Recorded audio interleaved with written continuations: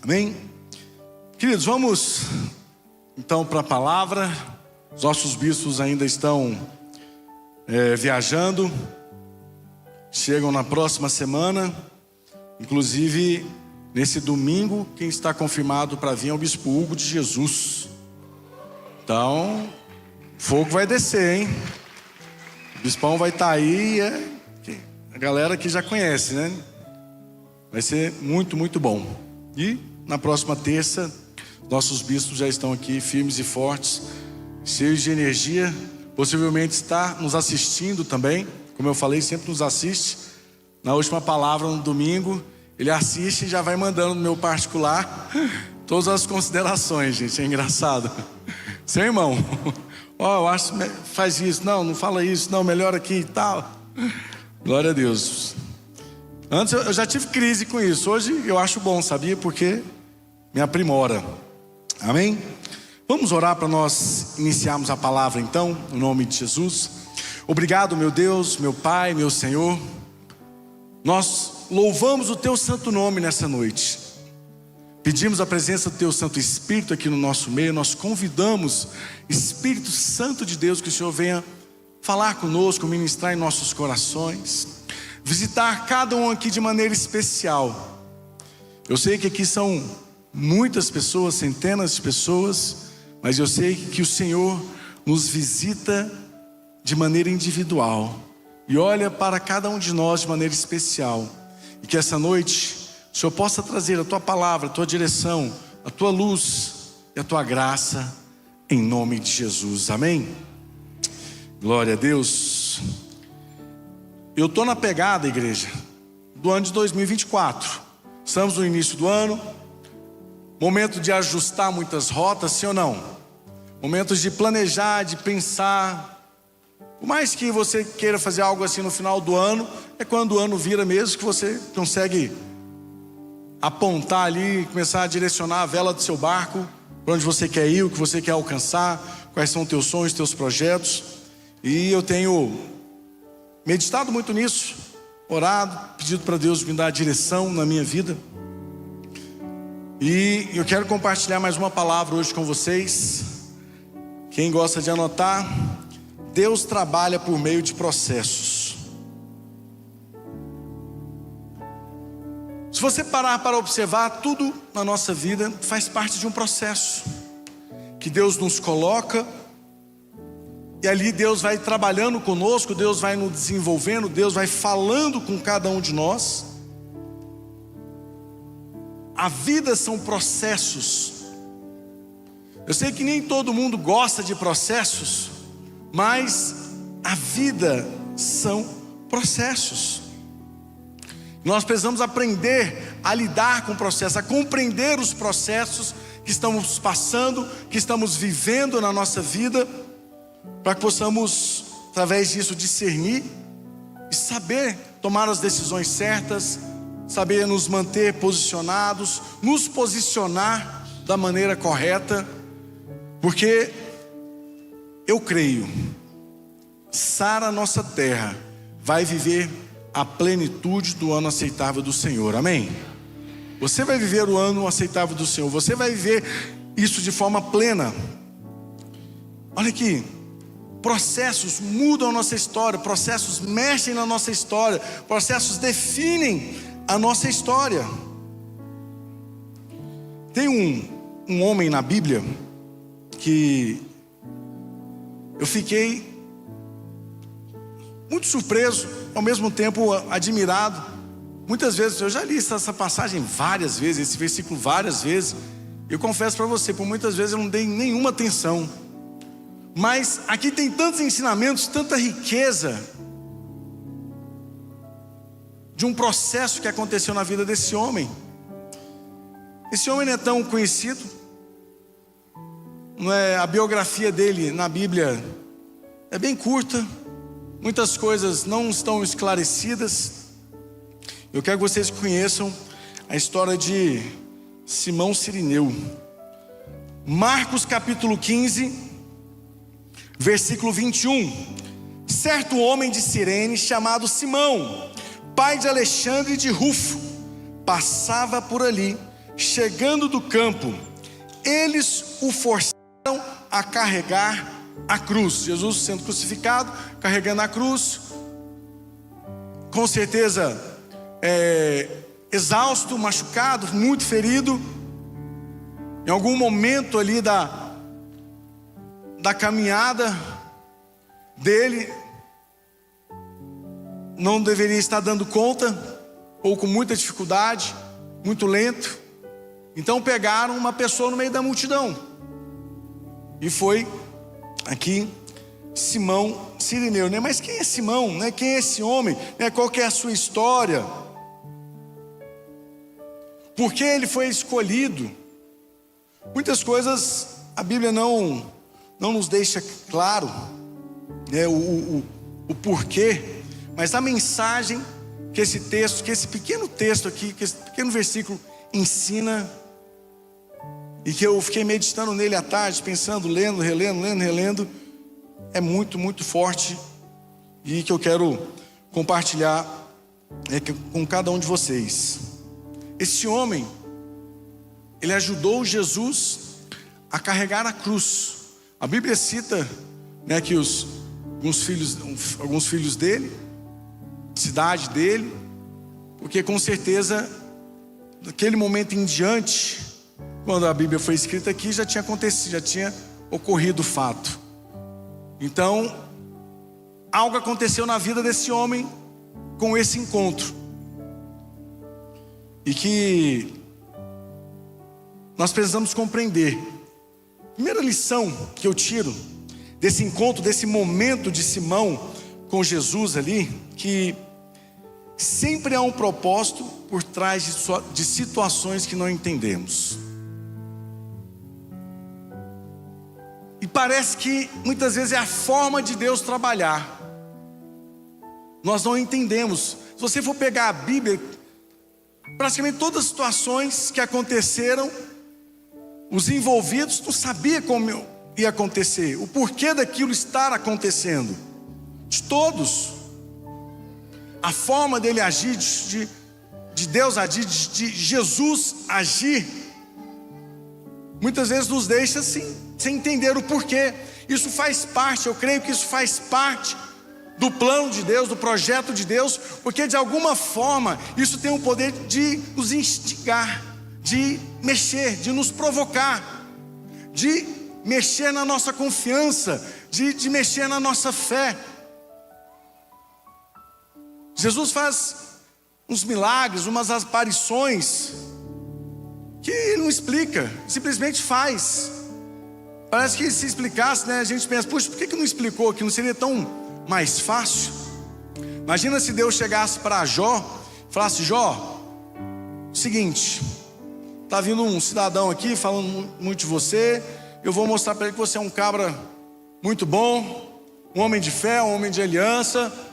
Vai acontecer esse monte de problema com você, mas fica firme, porque lá na frente eu vou fazer isso e isso. Não tem isso. Simplesmente acontece. E ali então começa uma busca de Jó para poder conhecer e entender mais Deus. Ali é provada as alianças de Jó, a fé de Jó. Em tantos outros casos, qualquer caso que você for pegar na Bíblia, é muito semelhante a forma de Deus agir, de Jesus agir. Eu acho interessante Jesus chegando no meio ali do mar escuro, aquela penumbra, e ele vai e aparece no meio do mar para os discípulos.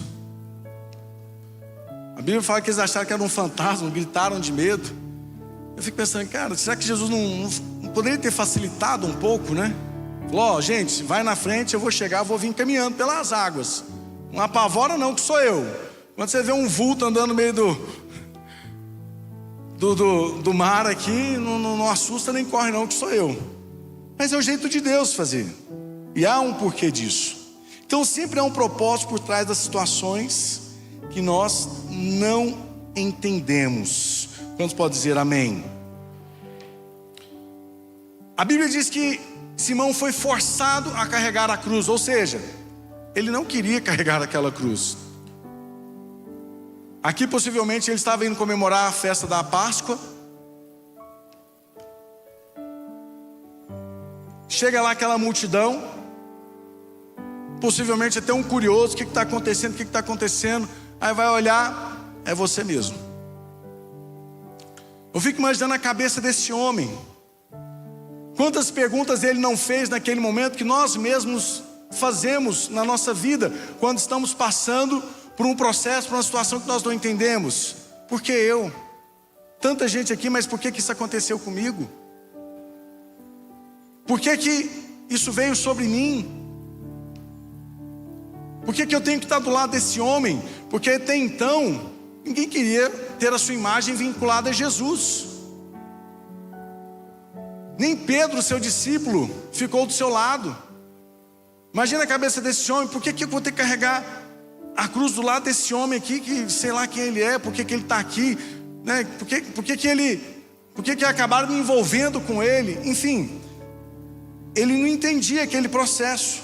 Possivelmente ele, no primeiro momento, ele não vou, não quero. Até que a Bíblia fala, os soldados pegaram e o forçaram, né, a carregar, a caminhar com Jesus ali. Olha aqui. Os que gostam de anotar. Deus tem um plano maior por trás dos processos que você não entende. Romanos 8:28. E sabemos que Deus faz todas as coisas cooperarem para o bem daqueles que o amam e que são chamados de acordo com o seu propósito.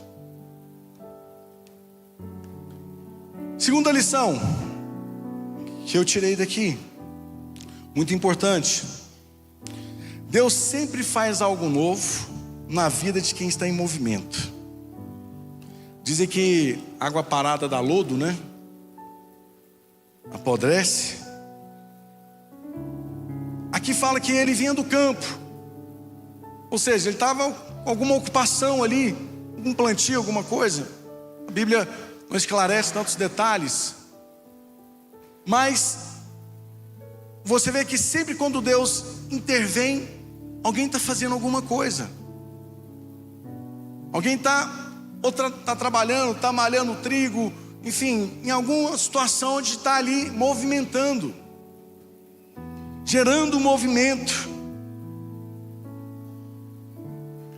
Pessoas que querem viver, quantos querem viver algo novo em 2024? Então você precisa se movimentar. Você precisa, maior inimigo, tá? Os maiores inimigos, vamos assim dizer, do novo de Deus é a inércia do homem. É a pessoa acomodada.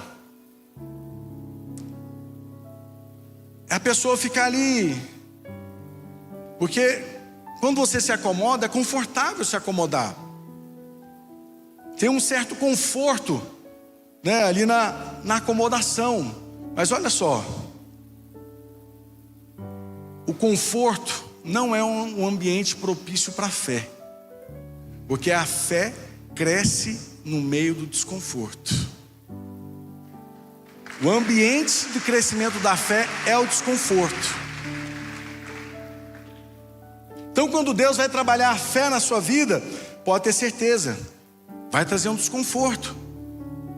Ai, bispo, mas o evangelho é tão lindo, é tão maravilhoso. Concordo, maravilhoso, mas o evangelho não tem a ver com conforto, tem a ver com propósito. E propósito te tira do conforto. Não tem como, é inevitável. Quantos estão entendendo o que estou dizendo em nome de Jesus? Vamos continuando. Olha aqui.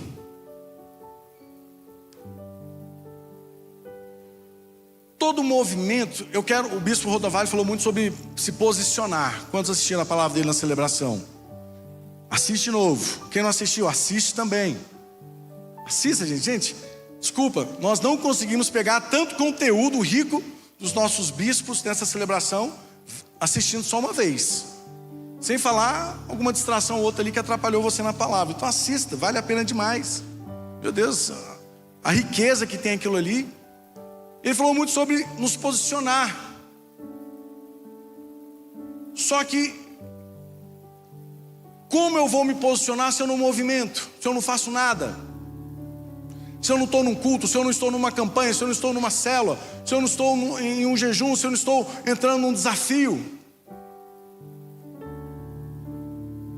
se eu não me posiciono em princípios, em valores na minha vida pessoal, nos meus projetos, na minha casa, são posicionamentos, mas eu preciso me movimentar para isso acontecer. Quantos estão compreendendo? Estou dizendo, olha aqui, essa eu peguei na palavra do Bispo Rodovalho, eu anotei e cachei aqui: sem posicionamento não há intervenção de Deus.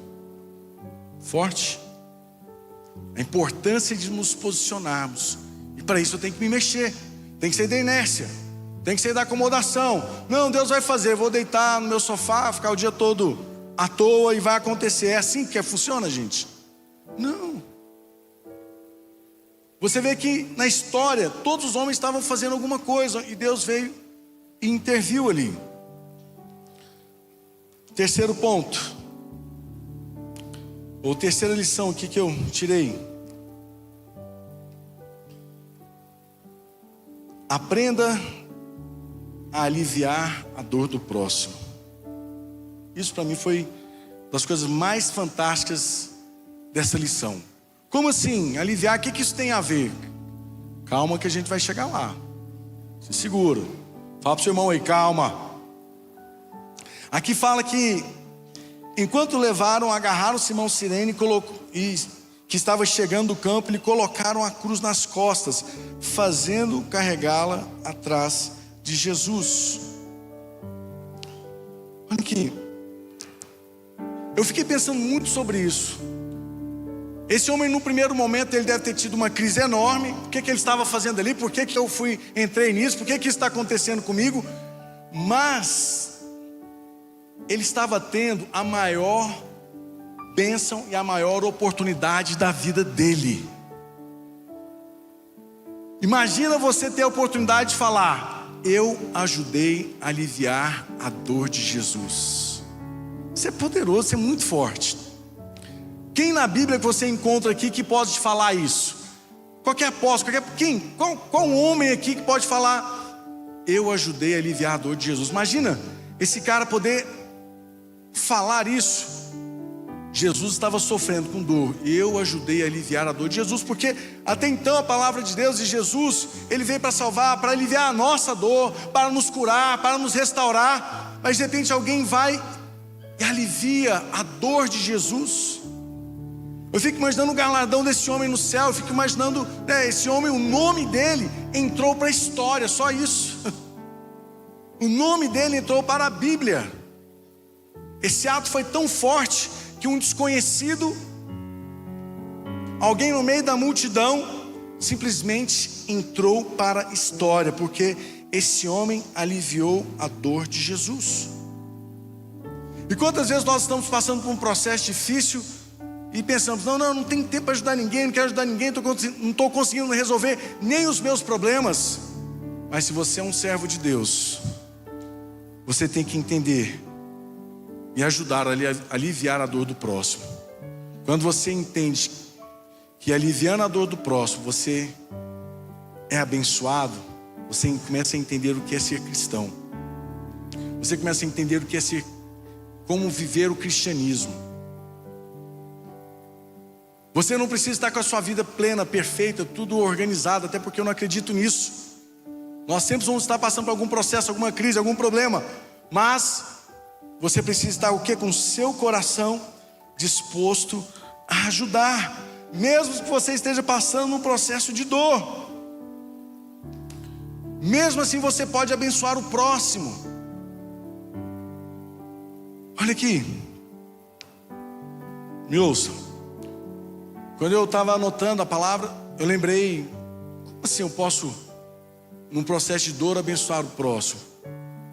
Eu comecei a lembrar de várias situações dos meus irmãos de discipulado aqui, os pastores. Meu Deus, quantas vezes eu vi eles em crise, com filhos, com família, com situações pessoais, mas firme aqui no culto, orando, atendendo um discípulo, levando uma palavra, visitando alguém que estava enfermo, doente, passando por um problema. Eu me lembro quando a minha filha estava na UTI, já contei essa história aqui. Ela ficou 11 dias na UTI, neonatal. E eu lembro que a rotina da minha esposa lá dentro era mais ou menos o seguinte: era orar, chorar, enxugar o choro e orar pelas outras mães que estavam ali. Tinha um local lá uma salinha para retirada do leite.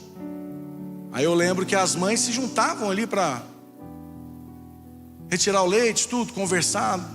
Eu lembro que ela falava: não, orei por fulana, nossa, fulano está passando por uma situação assim, estou lá, vou orar por ela, ela vai voltar aqui amanhã, vou conversar com ela. Eu pensei, ela estava passando um processo de dor, mas estava abençoando o próximo. Não estão entendendo? Você pode estar passando por um processo de dor, mas isso não te impede de ser bênção na vida do irmão. E quanto mais você abençoa o próximo, você vai ver mais a sua dor parece que ela vai indo embora, mais ela vai sendo aliviada, e mais ali o céu parece que responde aquilo de uma maneira muito especial sobre a sua vida. Quantos estão entendendo que eu estou falando em nome de Jesus? Eu sei que precisa ser forte em muitos momentos. Precisa ser forte. E as pessoas muitas vezes acham que o forte é aquele que sempre vence, né? Que sempre dá certo as coisas, por isso ele é forte, porque ele sempre dá certo. Não, forte é quem sempre se levanta. Você vai cair, eu vou cair, a gente vai passar por dificuldade, mas a sua força vai ser mostrada se você se levanta, se você continua prostrado. Quarta lição: precisamos enxergar além do imediato. Aí você olha esse homem aqui e você pergunta: tá, e aí? Carregou a cruz de Jesus, sofreu junto, passou vergonha. Às vezes as pessoas ali até associaram ele a Jesus, e falaram: ixi, estava fazendo alguma coisa errada também com esse tal de Jesus aí. Possivelmente pode ter sofrido alguma rejeição ali na sociedade, sei lá. Porque Jesus ali estava sendo considerado o pior bandido naquele momento. Imagina você carregando a cruz junto com o pior bandido da cidade. O que as pessoas vão olhar para você e vão pensar, vão achar? Imagina a cabeça desse homem. Mas olha aqui, eu falei, esse homem entrou para a história. E esse encontro, ele converteu, a família dele converteu, ele se tornou um servo de Deus. E olha outras citações que eu achei, que eu nunca parei para fazer essa ligação. Romanos 16:13. Saúdem Rufo, eleito no Senhor, e sua mãe, ou seja, filho e esposa dele aqui, que tem sido mãe também para mim. Paulo falando isso. Olha como esse homem, a família dele conheceu a Cristo. A família dele se converteu, a família dele servia a Cristo. A família dele foi citada na palavra de Deus. Atos 13:1. Livro de Atos, capítulo 13, versículo 1. Alguns estudiosos chegam a citar Simão na igreja de Antioquia, né? Diz aqui: na igreja de Antioquia havia profetas e mestres, Barnabé, Simão chamado Níger, que é esse, Simão Cirineu, Lúcio de Cirene, Manaém, que fora criado com Herodes, o tetrarca, e Saulo. Ou seja, havia alguns profetas e mestres. Olha como esse homem cresceu. Olha o que esse encontro, que no início ele deve ter sido uma bomba atômica na cabeça dele, sim ou não? Ali deve ter trago tantos conflitos, tantos pensamentos, tantos julgamentos, tantos porquês, e assim somos nós. Mas lembra, Deus trabalha com processo. Eu lembro do bispo Rodovalho falar por diversas vezes: em tudo Deus fala conosco. Em tudo, tudo é tudo. Não sei qual processo da sua vida você está vivendo, não sei qual fase você está vivendo, mas alguma coisa você precisa compreender: Deus está falando com você. Quantos estão entendendo em nome de Jesus? Esse homem carregou a cruz.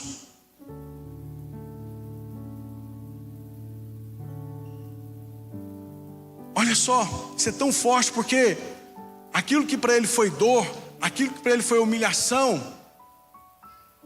se tornou um testemunho na vida dele.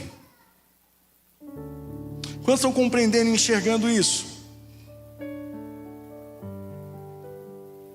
A dor dele, obrigado, pastor João. A dor daquele homem ajudou a sarar a dor de outros. Deixa eu falar algo para você. Deus vai usar a sua dor para sarar a dor de alguém. Se prepare. Tudo tem um porquê, tudo tem um propósito. Nada nessa terra acontece sem um propósito. Estava lembrando de uma história que eu ouvi de uma amiga, ex-amiga de colega de trabalho, a Andressa. Ela estava falando hoje, ela trabalha com uma deputada, mas é um trabalho que essa mulher já faz bem antes de ser deputada. Nem conheço ela pessoalmente, inclusive, né? A ideia não é nem fazer propaganda, mas é uma história que mexeu comigo. Ela perdeu um filho de 2 anos de idade. E aquilo, para quem é pai, não tem nem palavras para falar o que isso pode representar. Eu não consigo nem imaginar algo nessa profundidade. E ela perdeu um filho, 2 anos de idade.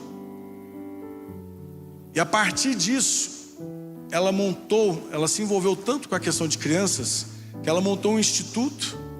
Ela atende mais de 300 crianças, ajuda mães, enfim. Eu estava pensando nisso. Eu até anotei aqui. Quero ler para vocês.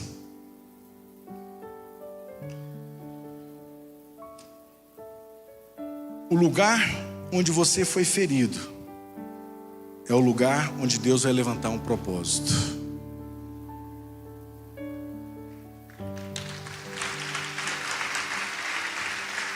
Talvez você está passando por uma crise, um problema na sua vida, na sua família, com filhos, não sei. Mas permaneça firme. Não retroceda. Não quebre os seus princípios. Não fique na inércia. Porque o lugar da sua dor vai ser o lugar do seu testemunho.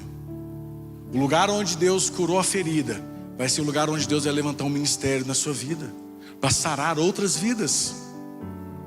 Muitas vezes nós não compreendemos isso, o como Deus faz. Mas Deus é um Deus de processo. Nosso papel é mantermos firmes e com fé. Precisamos entender a nos mantermos firmes e cheios de fé. Ah, mas a minha fé é pequena. Olha que fantástico isso. Deus não tem problema com o tamanho da sua fé. Ele tem, né, não importa. Né, tem muita pessoa que fala assim: não consigo ficar firme porque minha fé é pequena. Não, nada a ver. Não importa o tamanho da sua fé, o que importa é a durabilidade da sua fé.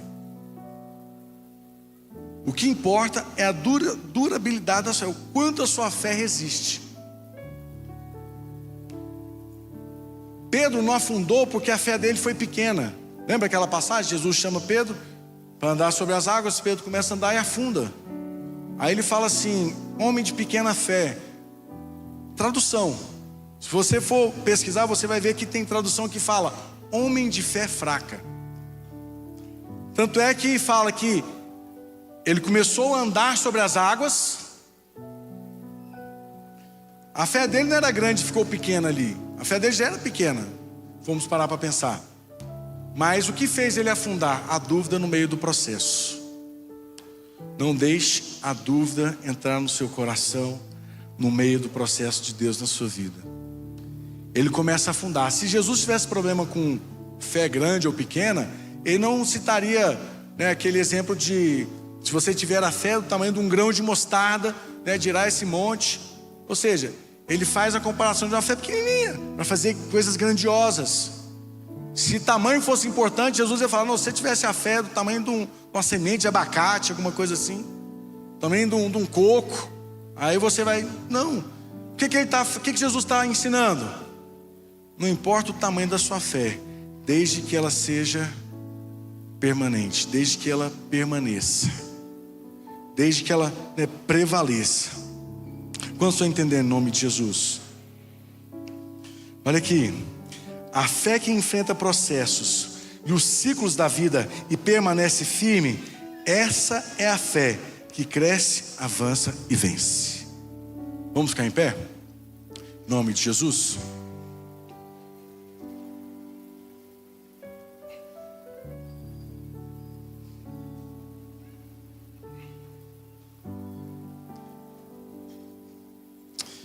Glória a Deus. Louvor pode subir.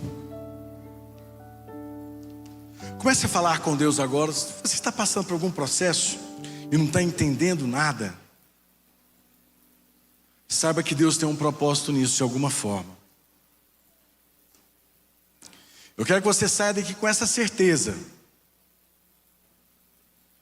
Talvez você está passando uma crise enorme no seu casamento. Mantenha-se firme e cheio de fé, porque você vai vencer essa crise e você vai ensinar muitos casais a como ter um casamento de sucesso, porque o seu casamento vai ser um casamento de sucesso. É assim que Deus usa. Ele pega aquilo que a gente olha que é um problema, que é uma maldição, que é uma desgraça, seja o que for, pega esse processo de dor e faz se tornar um processo de bênção em nossa vida. Então comece a falar com Deus agora. Qual processo você está vivendo? Talvez a sua fé, você tem carregado esse sentimento: puxa, minha fé é pequena, minha fé é pequena. Não importa o tamanho da sua fé, desde que ela seja firme, desde que seja uma fé que permaneça, desde que seja uma fé resistente.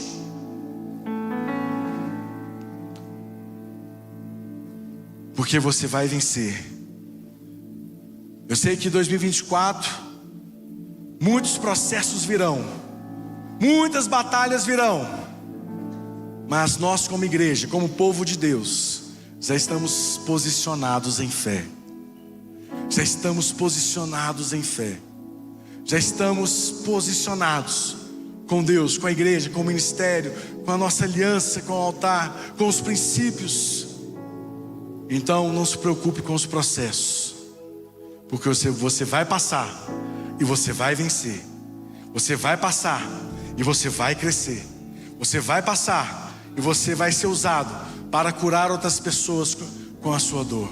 A sua dor vai servir de testemunho para você ganhar muitas vidas para Jesus, para você alcançar muitas famílias para Jesus, para você sarar outras vidas. Deus vai te levantar nesta geração. Talvez você está pensando: quem sou eu? Quem era Simão, o Cirineu? Um homem comum, que Deus o puxou do nada, do meio da multidão. Talvez ele deve ter ficado com muita raiva daquele soldado, mas hoje eu consigo ver, hoje eu entendo que a mão daquele soldado era a mão de Deus tirando ele do meio do povo, para trabalhar um propósito na vida dele. Amém? Em nome de Jesus. Pode dar uma glória a Deus.